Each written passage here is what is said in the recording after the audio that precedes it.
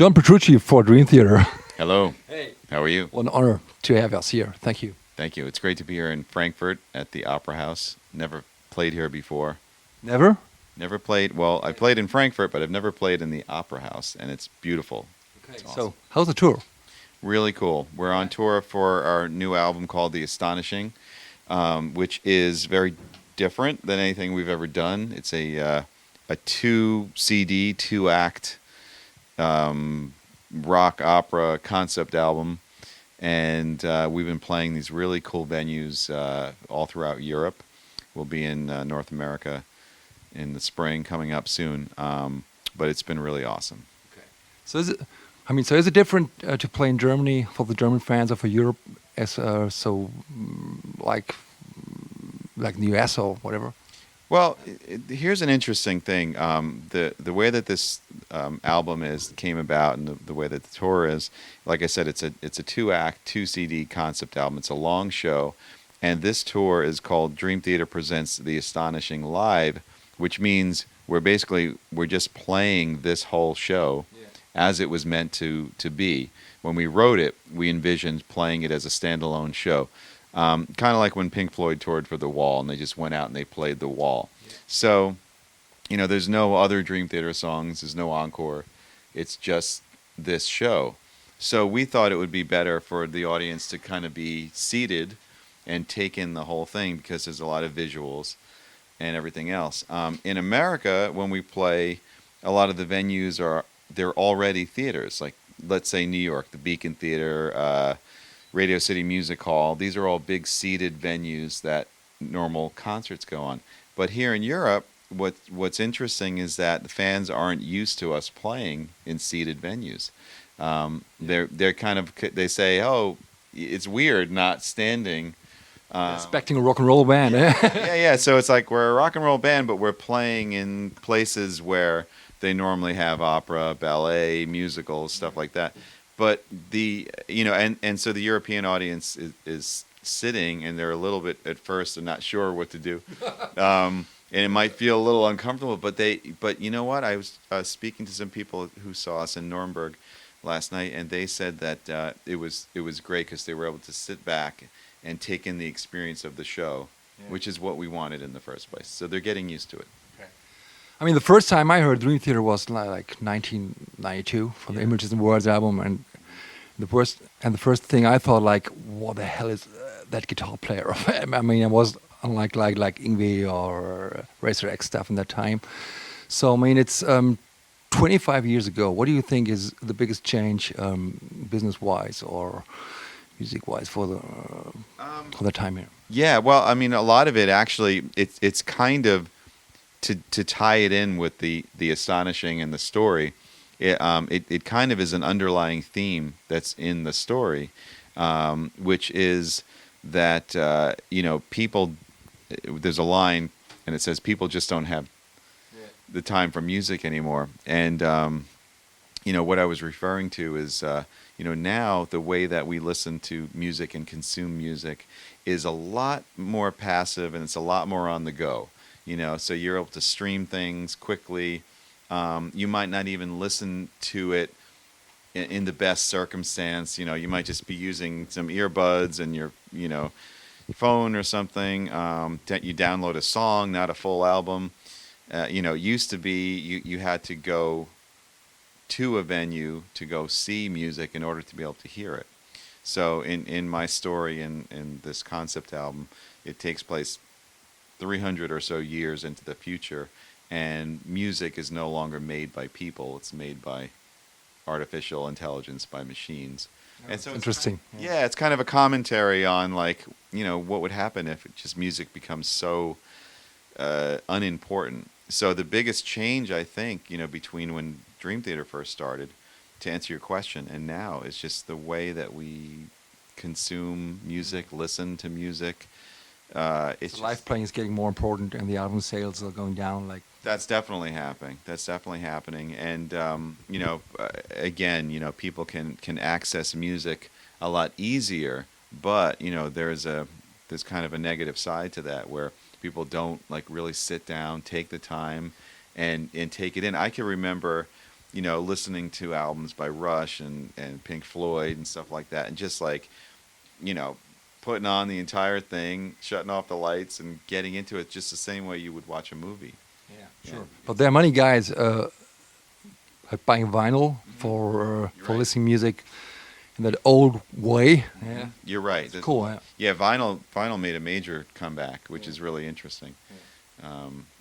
It's funny to see younger fans bring vinyl and be so excited about Yeah, it. sure. Yeah, it's really cool. Absolutely. Okay, so how about the writing process in the band? So do you rehearse in a room, or do you have that online Dropbox thing running? What do you do? What is your way? Well, I should probably talk about the most recent thing that we did, which is this album. This album was done a bit different than before. So this album, again, was intended to be a concept album, a story, a live show, and I came up with it about 2.5, maybe almost 3 years ago. It started writing the story, and then once the story was done, Jordan Rudess and I got together, sometimes at my house, sometimes at his house, and eventually at a studio. So how far is it? So your house is in New York. It's maybe, okay. I don't know, an hour or so. And we started to kind of write a score to the story. Okay. And we did that, for months. Like for a movie, Yeah. a little bit. Yeah. Yeah, pretty much. But instead of it being a movie score, it was Dream Theater songs. Yeah. Okay. Yeah. And so that's how we wrote this one, and then we shared, we would demo it, and we shared the demos not only with the band, but also with David Campbell. And David is a very accomplished and well-known, renowned arranger and composer, and so he arranged everything for orchestra and choir. Okay. So it was a very. So that was different. So Very what I thought, you still have the flip chart in the rehearsal room where you can No. write all the parts on it. Oh no, this one was really different. Yeah, this one was more like I had to storyboard the whole album out. There's how many songs? 20 songs on the first act and 14 on the second. So it's kind of crazy. Okay, so when it comes to guitars, I mean, you are absolutely gearhead. I mean, I saw you doing the sound check, like tweaking the amps and everything. Yeah. It's always the same story, is it? It's always I have a sickness. Yeah, me too. Yeah, but I think that we all have it in common, us guitar players. We can't stop tweaking, or just it's for the just, frequencies, for the gain, and for the volume. I don't know. and we never find it. Just for tonight. Just for tonight, yeah. Okay. Yeah. So, man, you're with Music Man for many years. So this is your model at the moment, the Majesty guitar. So Yeah. What makes it so special for Dream Theater, for your playing, for your expression? What makes it to a Dream Theater guitar? That one. Well, this is the Majesty, as you pointed out. This is actually one of the Artisan series versions, which is kind of a more decked out, high class looking version with the cool, wood grain and the gold hardware and everything like that. I used the Majesty on the current album, on the Astonishing, on the whole thing. So if you want to hear what this guitar sounds like, listen to the Astonishing. I used the 6-string and the 7-string. The thing about this guitar, as you said, I've been with Music Man for a long time, 16 years or more. And during those years, we've designed several different guitars with my name on them. And each one of them has something unique about them. For the period of the time, Yeah, yeah. And every time I did it, sometimes I would learn what I liked and what I didn't like as I went along, and certain things kind of stuck. For example, the two humbuckers, the layout of all the controls, the arc that they're in, the types of switches, the fret size, radius, things like that. Yeah. But the big thing with the Majesty, and why this is so different and so important for me, is that we, in a lot of ways, we totally redesigned the guitar and took it away from the previous models in my line. And so the goal was, we wanted to do something that was light, that was very, very easy to play, and that was performance driven. One of the biggest things about this guitar is that it's a neck through, so it's the only one in my line that's neck through. You have an angled headstock, but the neck through combined with the way that this top contour here, the way we took away the wood there, and we kind of made this smaller here, enables a player to get right up to the So it's extremely accessible. extremely accessible. Everything is ergonomic. Everything is just right where you need it to be, and it's just like the greatest guitar on the planet, and it sounds amazing. You know, for me, I there's a bunch of sounds that I like, but there's probably just kind of three that I narrow it down to: a great clean sound, a big heavy crunch sound, and a soaring liquidy lead sound. And Of course, the acoustic sound, the acoustic piezo. You're absolutely right, and this guitar does all that. Yeah, it's amazing. So you returned to Floyd Rose system on the new model. Yeah. What I saw. So the latest model. I'm a big fan of Floyd Rose, of course. Yeah. I mean, the latest model is called the JP16. All the models that have the number after them are basically, they're based on how many years I've been with Music Man. So it started with the JPX or 10, I see. and that was for the 10th anniversary. And then we made some changes, and the next year we did the 11, and the next year we did the 12, etc. So the 16, what we decided to do is not really change it so much, because the previous model, the 15, was really great, really perfect. Such a beautiful guitar in so many ways. So we didn't really want to make radical changes to it. But one of the things I thought was, hey, none of the guitars in my line have a Floyd Rose. None of them. Why? Why? Because we designed this amazing Music Man whammy bar bridge and a non-locking nut. You prefer that? I mean, the I locking prefer it. is it's more sure, is it? Well, here's the thing. I mean, it depends on the player and how you use the guitar. I mean, obviously, if you have a Floyd and you're locked down here, it's not going anywhere. You know, Absolutely. that's the beauty of that. And there's a certain feel of a Floyd Rose. But on my guitars, on the Majesty and the other guitars, the locking tuners and the smoothness of this bridge is something that we designed and worked on for a while. The feel of it, the roundness of the saddles, the piezo built in, it's really perfect. So the change on the 16 to the Floyd wasn't because I didn't like this. It was because Just to have something different. none of my guitars have a Floyd. You know, there's certain players that like that. There's a certain thing that I like that it does. I think it was the last album I played a solo on one of my Music Man, and we put a Floyd on it, and it kind of did something cool that the other ones didn't do. So I thought, you know what? After all this time, let's do a signature version with a Floyd. And the other thing is, So is it different sound-wise? So what do you think? yeah, I think It's it more is picky. different. I A little more can't. steely. I'm not sure. I'm not I sure if I think can so. identify. Yeah, is that what it is? It's hard to quantify what the difference is tonally, but sure, it's going to make a difference. You know, if there's a locking nut and all of a sudden the bridge is different, it's going to sound a bit But it's different. very 80s.